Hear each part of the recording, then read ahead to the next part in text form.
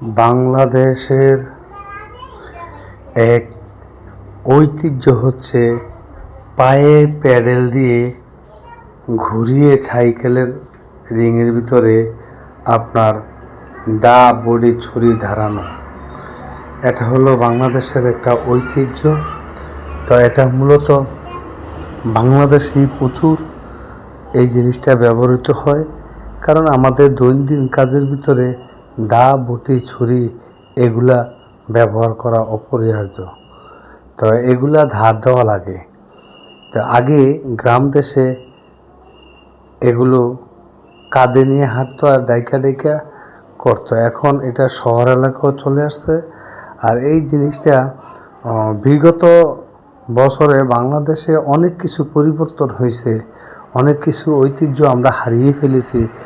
তো এই জিনিসটা আমরা অনেক দিন ধরে দেখতেছি যে এখনও এটা চলতেছে। আমাদের কালের বিবর্তনে অনেক কাজই বাংলাদেশ থেকে হারিয়ে গেছে, এগুলো ইতিহাস ঐতিহ্য হয়ে গেছে।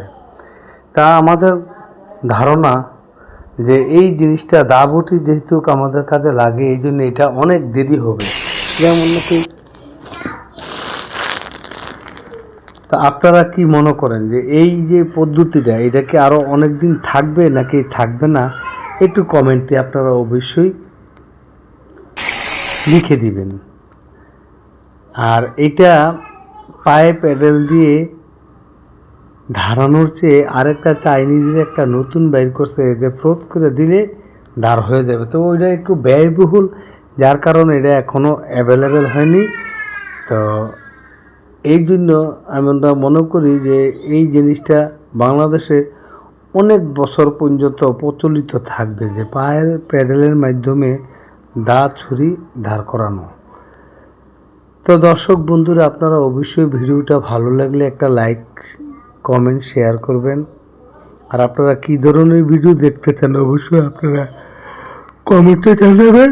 আর যারা আমাদের চ্যানেলটা সাবস্ক্রাইব করেন নাই, আপনারা অবশ্যই সাবস্ক্রাইব করে নেবেন, যাতে আমাদের ভিডিওগুলো আপনারা দেখতে পান।